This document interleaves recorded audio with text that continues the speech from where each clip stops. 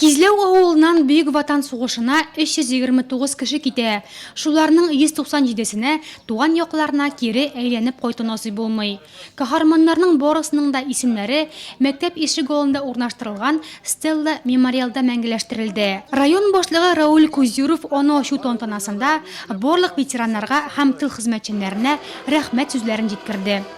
Сезнең аркагызда, безнең шундый зур гаиләләребездә, Кизләү авылында да шундый гаиләләр бик күп. Безнең зур дәүләтебезнең Россиянең самый основной фундаментыбыз сез инде дип саныйм. Шуның өчен андый еллар бер кашанда килмәсен. Безнең дәүләтебездә, безнең илебездә гел булсын тыныч гомерләр. Стелла яңа булса да урыны иске. Кизләү мәктәбе ишек алдында нәкъ шушы урында элек тә һәйкәл булган. 16 ел узгач авыл халкы үз бурычлары дип стелланы яңадан торгызырга карар кыла. 10 көн эчендә Шишма авыл җәмгыяте ярдәме белән тарих кабат яңара. Минем бу һәйкәлдә бабамның исеме язылган. Ул Гыймалтдин Зыятдин Гыймалтдин улы. Һәм мин мәктәпкә барган саен аның исемен ул һәйкәлне үтеп китәм. Ул һәйкәл бик күп нәрсәне үз өчен алган инде. Анда бик күп кешеләр исеме язылган. Һәйкәлне тиз төзеделәр. Алар өчен бик зур рәхмәт. Һәм бу һәйкәл һәрбер төштә бурга тишенки сугыш һәрбер кешене уразган дип уйлыйм.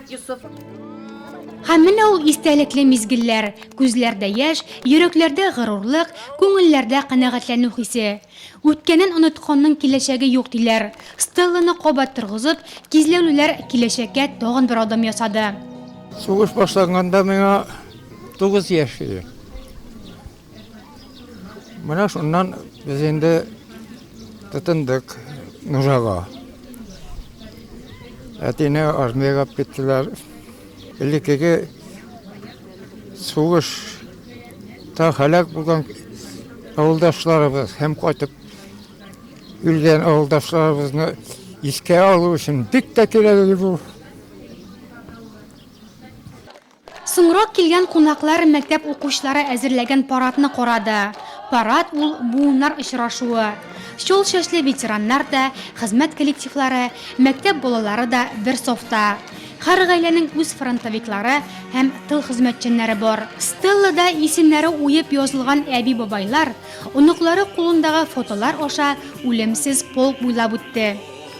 Бу портретта минем бабам ясалган. Ул минем әбиемнең әнисе. Мин аның белән горурланам. Бу минем зураты Валиев Әхмәт Салих Әхмәтҗан улы. Ул сугыштан исән кайтып 1993 елларына үлә. Аның исеме шул безнең һәйкәлдә дә язылган. Бөек җиңү эстафетасы ышанычлы кулларда. Еллар узар, ләкин бөек җиңү һәм аны яулап алган батырлар истәлеге оныклары күңелендә мәңге яшәр.